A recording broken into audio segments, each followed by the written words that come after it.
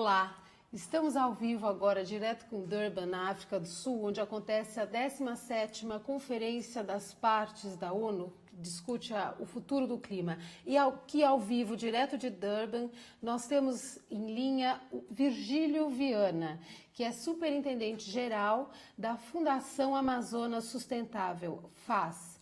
Virgílio, tá tudo bem por aí? Você está ao vivo com a gente? Tudo bem, Darlene? É um prazer falar com você e com todos os seus ouvintes. Perfeito. Virgílio, como é que foi? Hoje vocês realizaram aí pelo FAS a segunda, na verdade, o segundo encontro de cooperação entre África e Brasil, porque nós temos aí em comum uma floresta tropical. Como é que foi esse encontro? Nós tivemos um encontro, Darlene, muito interessante, porque o tema foi encontrar oportunidades para cooperação sul-sul, cooperação entre o Brasil, a América Latina e a África, sobre temas relacionados com florestas. E talvez uma das principais agendas desse desafio de enfrentar as mudanças climáticas esteja relacionado com a cooperação sul-sul, porque no passado nós tínhamos apenas a cooperação entre os países ricos, industrializados e os países em desenvolvimento. Mas o que a gente percebe é que existe muito a ser aprendido e trocado entre os países em desenvolvimento.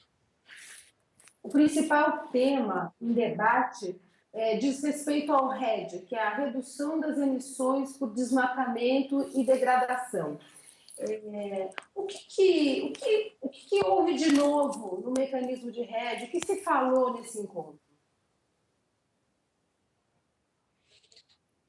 Alô, Virgílio? Um dos principais, um dos principais temas nesse assunto do RED foi a questão da participação local. Como fazer com que os projetos e os programas não sejam feitos apenas em gabinetes, nas capitais, mas sim sejam construídos nas próprias comunidades. E o que nós temos de referência e de experiência no Amazonas, em particular, tem sido olhado internacionalmente como uma referência muito importante, porque o que nós assistimos em muitos dos encontros atuais é uma ênfase muito grande em análise, estudos, debates, e pouco em experiências práticas. E o que o Amazonas tem é um conjunto de experiências práticas muito positivas e que servem hoje de referência para o debate internacional sobre como fazer a conservação das florestas e, ao mesmo tempo, a melhoria da qualidade de vida das pessoas que moram nessas áreas. Fala-se muito em manter a floresta em pé, mas para se manter uma floresta em pé é preciso financiar isso, é preciso prover essa possibilidade para justamente permitir uma exploração de longo prazo. Como é que é esse aspecto? Como é que se consegue dinheiro para os projetos? Isso está equacionado hoje ou não? Esse é um dos principais debates da Conferência das Partes, a COP17, que ocorre nesse momento aqui em Durban. É como financiar o RED. E existem basicamente dois mecanismos: o financiamento público e o financiamento privado. E existe hoje uma percepção de que os países ricos, ou os países industrializados, ou os do anexo 1, né, como são formalmente tratados aqui, eles estão vivendo uma crise econômica seríssima que todos nós estamos acompanhando pelos jornais, pela imprensa em geral. Então, nós precisamos de mecanismos inovadores.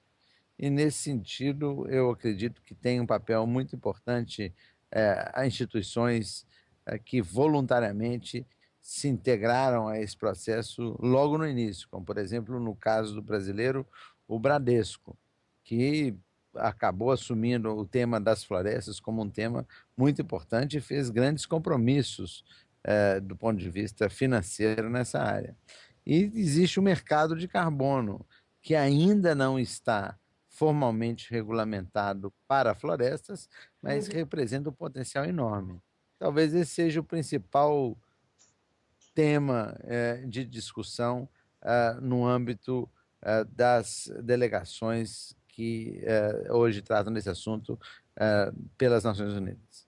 Você bem disse, hoje. E como é que você avalia essa evolução?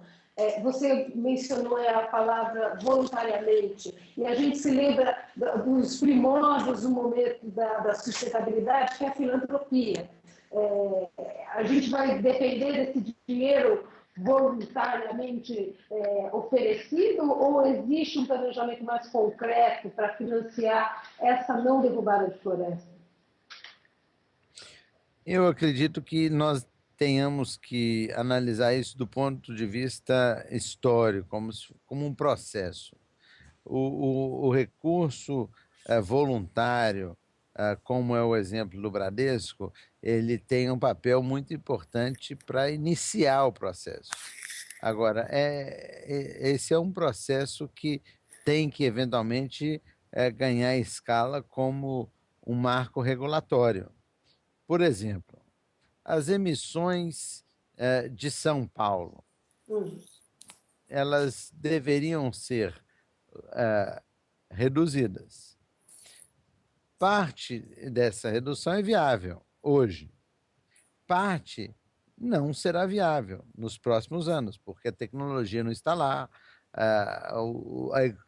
o equilíbrio econômico não está lá. Então, como compensar aquilo que é inevitável da sua emissão, da minha emissão? Que usa um carro para ir ao trabalho, que usa um ar-condicionado na casa ou no trabalho. Como compensar isso? Eu acredito que para isso nós tenhamos que contar, numa primeira etapa, com uma ação voluntária e, numa segunda etapa, com uma ação obrigatória. Por exemplo, a tarifa de energia no Brasil. A tarifa de energia hidroelétrica, ela deveria destinar uma fração, pelo menos 1%, para a conservação da Amazônia. Porque as Compulsoriamente. pessoas que compulsoriamente, porque as pessoas que consomem energia no sul do Brasil recebem a chuva que abastece os rios, que abastece as hidrelétricas, que são oriundas da Amazônia. Então, nós hoje vivemos um momento onde não se paga por um serviço que a Amazônia presta ao Brasil e isso não está sendo contabilizado. Da mesma forma, internacionalmente, a Amazônia presta um serviço que é contabilizado. Então, o desafio é fazer com que ações inovadoras e pioneiras e de caráter voluntário sejam seguidas de ações compulsórias e de grande escala, como essa que eu disse há pouco. No caso desse evento que está acontecendo aí em Durban, que aconteceu, na realidade, acaba de terminar, que foi promovido pelo Centro Internacional de Pesquisas Florestais e pela própria Fundação Amazonas Sustentável. O que se trocou aí? O que se aprendeu em termos de lições e de semelhanças em lidar com esse problema entre África e Brasil?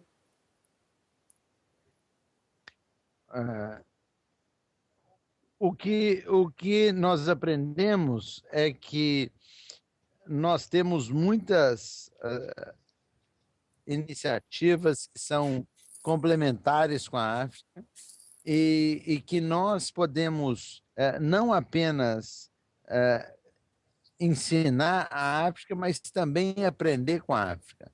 Por exemplo, na área de ecoturismo, os parques nacionais brasileiros são muito piores do que os parques africanos.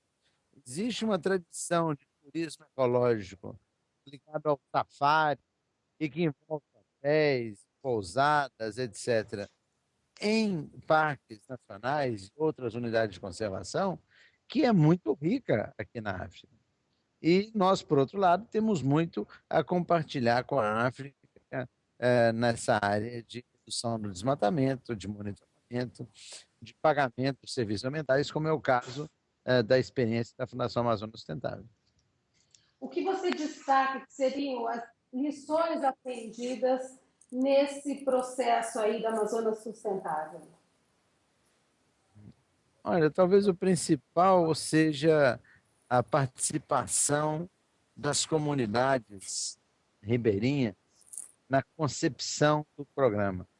Quando nós chegamos a uma oficina às margens dos nossos rios, nós levamos apenas uma folha de caderno em branco. Quem escreve as prioridades, tanto para a geração de renda quanto para as ações sociais, são as assembleias, que nós chamamos de oficinas, onde eles ali, naquele momento, deliberam.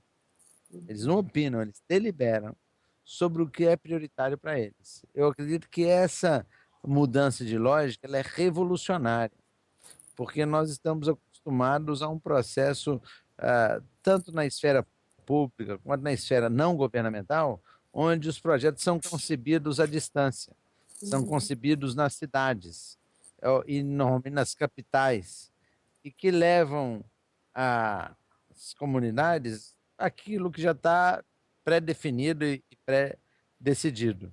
Então, acho que essa mudança de lógica, essa mudança de valores, em última análise, é algo que é revolucionário e é algo que tem dado muito certo. Certo.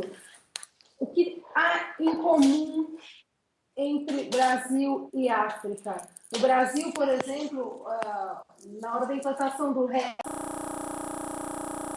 eu quero dizer, pelo desmatamento, dois grandes entraves são a regulamentação fundiária, que é um grave problema, e a questão de respeito aos direitos de populações tradicionais, indígenas e outros. A África tem dramas semelhantes, desafios parecidos ou não? É muito interessante observar que os desafios são muito parecidos. A Fundação Amazônia Sustentável já realizou 3 grandes intercâmbios entre africanos e brasileiros. O último teve 15 participantes de 6 países que passaram 10 dias no Brasil. E a grande mensagem é que a realidade nossa é, de maneira geral, muito próxima à realidade deles. E estou falando da realidade da floresta e das populações que vivem na floresta. Não estou falando da realidade de São Paulo, do Rio de Janeiro, mas sim a realidade da Amazônia profunda.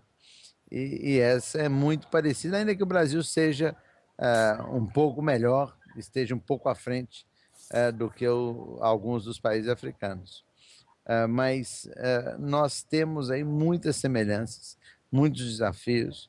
A questão dos governos, que são, de maneira geral, pouco eficientes na entrega de serviços públicos de qualidade, na área de educação, na área de saúde, etc. Um desafio de fazer com que o desmatamento deixe de ser visto como um caminho para o progresso e passe a ser visto como uma solução para um futuro mais inteligente. O desafio de fazer com que a floresta em pé tenha mais valor do que derrubada, porque, em última análise, é esse que é o nosso principal desafio. É não ver as florestas como uma questão de polícia, mas sim como uma questão de economia. Vencer a batalha com o desmatamento pela valorização econômica da floresta e não pelo policiamento, ainda que o policiamento seja uma parte importante de tudo isso. Ainda estamos na fase da polícia aqui no Brasil, ou não? Não, eu acho que o Brasil está avançando, nós já tivemos inovações no âmbito das políticas, tanto estaduais, quanto federais, quanto municipais. Existem inovações, existem avanços, mas ainda está no imaginário do brasileiro que a floresta ela é um estorvo. Ela tem que ser eliminada para que chegue a café ou a cana-de-açúcar ou, enfim, algum outro uso. Então, nós precisamos, aí a visão predominante é que isso deve ser combatido com polícia. E o que nós precisamos é mudar o paradigma, ver as florestas como algo positivo, como algo que tem valor econômico e que não precisa de polícia, mas, na verdade, precisa de uma economia que torne esse valor da floresta maior do que o valor do desmatamento. Então, é uma equação basicamente econômica. Como tudo, não é? É, Agora, Virgílio, como muito da vida, nem tudo, mas como muito. Virgílio, hoje, agora há pouco, o Ricardo Carvalho entrevistava diretamente de Durban o Morrow Gaines Campbell, que é da Aliança de Clima, rede de Aliança de Clima, e também da ONG Vita Cívico, e ele falava que o Brasil acabou de ser premiado com um prêmio fóssil pela nossa atividade aqui no Legislativo, em relação ao Código Florestal. Como é que o Brasil está hoje na fita aí na África do Sul? Olha, o Brasil é um país de muita visibilidade e portanto, muitas vezes a gente está sendo olhado com uma lupa, né? E, ao mesmo tempo, o Brasil é um protagonista importante nas negociações. Então, eu acho que o Brasil acaba sendo objeto aí de sempre muita atenção. Com relação ao Código Florestal, a imagem é muito negativa sobre aquilo que vem sendo discutido no Congresso brasileiro. Eu acredito que nós ainda temos a oportunidade de recolocar no Código Florestal aquilo que estava na primeira versão do senador Jorge Viana, que foram propostas formuladas pelo senador Eduardo Braga, que foram instrumentos econômicos para a valorização da floresta em pé. E nós ainda temos aí, espero eu, uma chance de colocar de novo, por exemplo, uma emenda que havia sido aprovada na primeira rodada, que é de destinar parte da fração da energia hidroelétrica para financiar a conservação de florestas.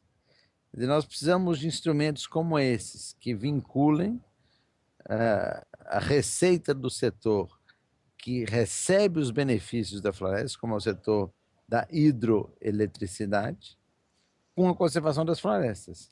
Eu vejo que essa é uma agenda principal que nós deveríamos focar no caso do Código Florestal em discussão no Senado. Só essa? Não, eu acredito que essa é a agenda principal.